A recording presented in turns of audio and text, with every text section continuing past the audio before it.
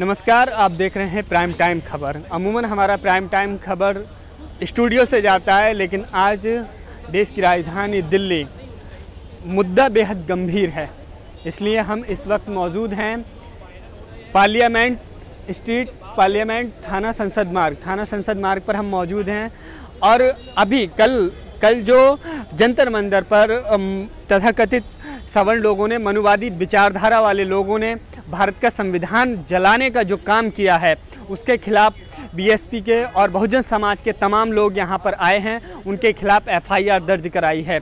इनकी मांग है कि उन लोगों के खिलाफ सख्त कार्रवाई हो जानी चाहिए, क्योंकि सवाल बेहद गंभीर है, बहुत बड़ा सवाल है। क्योंकि देश का संविधान जलाना यानी कि देशद्रोही की संज्ञा है। एक तरीके से एक वो कॉन्स्टिट्यूशन जिसके नियमों का उल्लंघन करने पर अपराध माना जाता है और उसको जलाया जाता है। उसको बनाने वाले के, इंडियन कॉन्स्टिट्यूशन को बनाने वाले डॉक्टर बी.आर. अम्बेडकर, बाबा साहब के मुर्दाबाद के नारे लगाए जाते हैं। ये घटनाक्रम देश की दिल्ली राजधानी में, जो कि एक अपने आप में बड़ी बात है, जहाँ पर पूरी देश की सरकारें चलती हैं, जहाँ से सल्तनत चलती है, और वहाँ पर देश के संविधान को जलाना, ये एक अपने आप में एक बड़ा इशू है। इसी लिहाज से हम यहाँ पर आए हैं थाना संसद मार्ग पर, जहाँ पर तमाम लोग, यहाँ पर जो मेरे पीछे आप देख रहे हैं बाइट दे रहे हैं वो लोग। अभी हम उन लोगों से बात करेंगे कि क्या पूरा घटनाक्रम है, क्या पुलिस ने उनसे कहा है, और किस तरीके से देश की राजधानी में इतनी हिम्मत की बात कहाँ से आई, उन लोगों के अंदर इतना हौसला कहाँ से आया कि देश के संविधान को जला दिया। कोई डर खौफ कुछ नहीं, सारे कानून, सारे नियम कायदे की धज्जियाँ उड़ाते हुए। तो मैं इन लोगों से बात करूंगा। यहाँ पर तमाम जो सामाजिक कार्यकर्ता हैं, बहुजन समाज के युवा लोग हैं, उनसे हम जानेंगे और हम दिखाएंगे कि क्या पूरा जो वाकया है उसमें क्या हुआ है, पुलिस ने क्या कहा है, कार्रवाई किस तरीके से की जाएगी।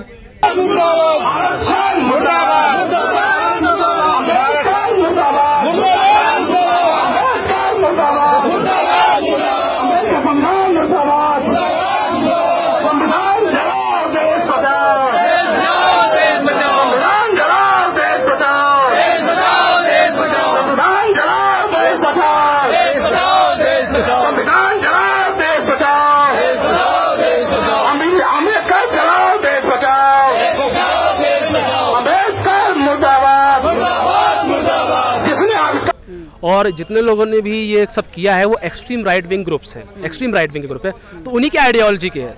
दिक्कत ये है कि सरकार भले चाहे या ना चाहे, लेकिन सरकार ने बैक हैंड से ऐसे लोगों को हमेशा समर्थन किया है, छूट दी है।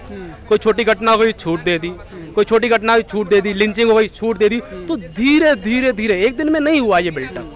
4 सालों के दौरान जो छूट दी गई ऐसे तत्वों को, जब इन्हें उसी समय नहीं इनको दबाया गया, जब इन्होंने कोई सोशल मीडिया पर इस तरह की हरकत की, यानी कोई छोटी मोटी हरकत थी, उसी समय शासन प्रशासन ने इनको छूट दी। उसका नतीजा ये हो गया कि इनकी हौसले इतने बुलंद हो गए कि ऐसे टटपुंजी लोग, ठीक है, जिनका कोई जनाधार नहीं, ठीक है, वो देश के पार्लियामेंट स्ट्रीट पे आके संविधान की प्रतियां जला देते हैं, ठीक है। तो इसके पीछे पूरी तरीके से मैं मानूंगा कि इसमें शासन का, इसमें गंभीर लापरवाही है, और सरकार के द्वारा जो आइडियोलॉजिकल सपोर्ट इनको मिला हुआ है, उसकी वजह से सब कुछ हो रहा है। और अभी भी हम बोल रहे हैं कि अभी भी आपके पास कार्रवाई आई है, इसमें तो ऐसी कार्रवाई होनी चाहिए कि देश में नासिर, आप देखते हो कि कहीं ISS का झंडा का कहीं लहरा दिया गया, कोई हरा झंडा, कहीं पाकिस्तान जिंदाबाद के नारे लगा दिए गए, उस पर कितनी बड़ी कार्रवाई होती है, नेशनल न्यूज़ बन जाती है, नेशनल मीडिया में छाया रहता है मुद्दा। लेकिन देश का संविधान जला दिया गया, देश का संविधान जला दिया गया है। मैं खुद ट्विटर पे वेरीफाइड हैंडल हूँ, 50 वेरीफाइड हैंडल ने ये ट्वीट किया है, पूरे फेसबुक पे ये पूरी आग की तरह वायरल है, लेकिन अभी तक कोई चैनल इस पर बोलने को तैयार नहीं है। क्यों? क्योंकि ये एक पर्टिकुलर एक विचारधारा के लोगों ने और पर्टिकुलर एक संकुचित मानसिकता के जातिवादी लोगों ने ये सब कुछ किया है, मनुवादी लोगों ने किया है। तो क्या उनको ये बचाने का प्रयास है? ये गंभीर प्रश्न है। नवाब सतपाल तंवर जी, अब तक तो हम सुनते थे कि लोकतंत्र खतरे में है, संविधान खतरे में है, लेकिन अब तो सरेआम देश की राजधानी में भारत के संविधान की प्रतियां जलाई जा रही हैं।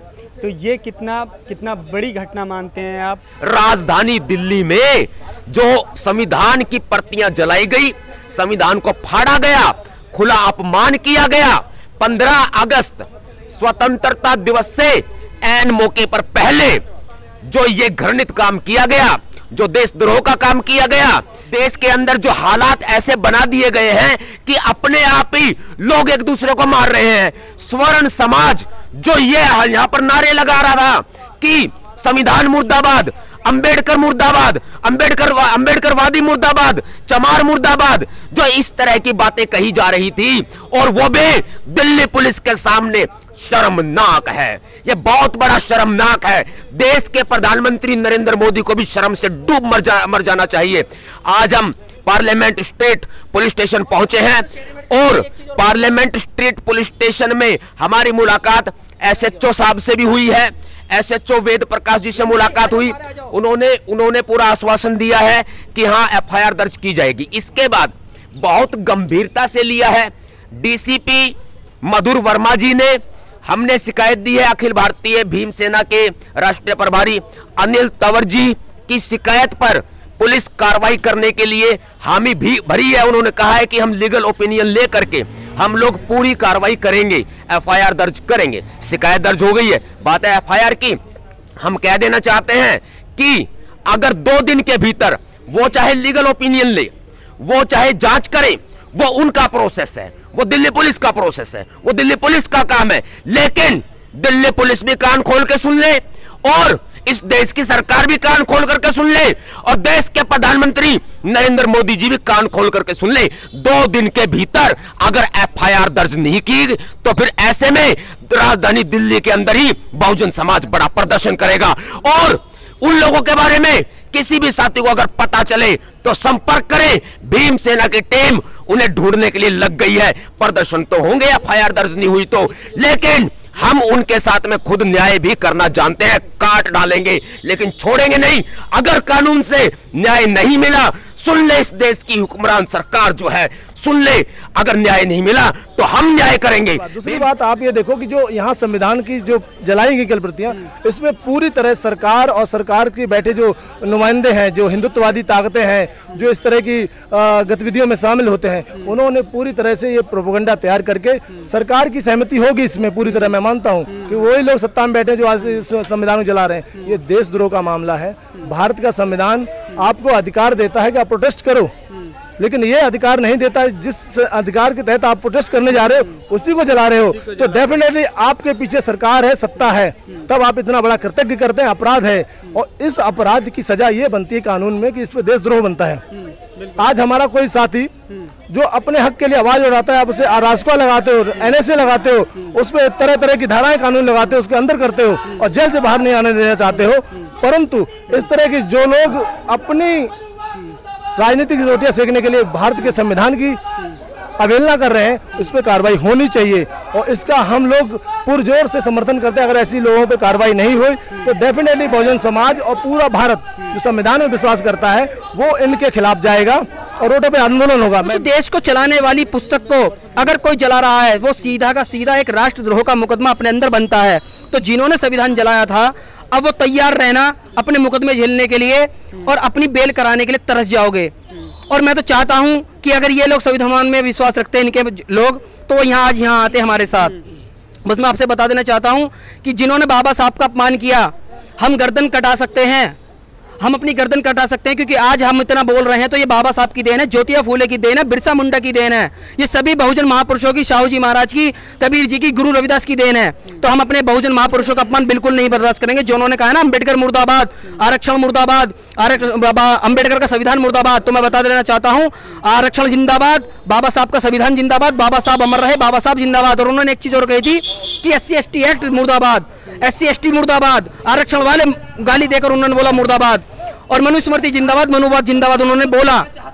तो उनसे मैं बता देना चाहता हूं साथियों कि जो मनुस्मृति को फॉलो कर रहे थे ऐसे पैरों के नीचे, यहाँ उनके जलाऊंगा अभी घर जाकर, और अगर 2 दिन में ये काम ना हुआ तो ऐसे इनके वेद पुराण पैर के नीचे होंगे और जिनकी इनकी पाखंड की पढ़वाऊंगा। उनकी महिलाओं ने, जो महिलाएं वहां मंच पे बोल रही थी, उनकी महिलाएं पढ़ेंगी कि नियोग विधि में क्या होता था, नियोग विधि में तुम्हारे साथ ये महाभारत के अनुसार क्या करते थे, देवदासी प्रथा में क्या होता था, तुम्हारी खुद की महिलाओं को तुमने कभी जनेऊ संस्कार नहीं करवाया, तुमने उनको खुद शूद्र बताया, और वो महिलाएं आज बाबा साहब की वजह से बच्चा अडॉप्ट कर सकते हैं, तलाक ले सकते हैं, पिता की संपत्ति में अधिकार हो सकता है। सारे अधिकार बाबा साहब ने दिए। तो जिन्होंने संविधान जलाया, गद्दारों, दलालों, मैं आज माफी चाहूंगा, मैं इतने गंदे शब्द यूज कर रहा हूं, उनसे यहाँ न्यूज़ के माध्यम से बता रहा हूँ कि जिन्होंने संविधान जलाया है तो अपनी माँ बहन बेटियों को वेद पुराण पढ़ाओ, स्कूल कॉलेज विद्यालय मत भेजो, क्योंकि महिला का पहला स्कूल माँ सावित्रीबाई फूले ने खोला है, किसी सरस्वती ने नहीं।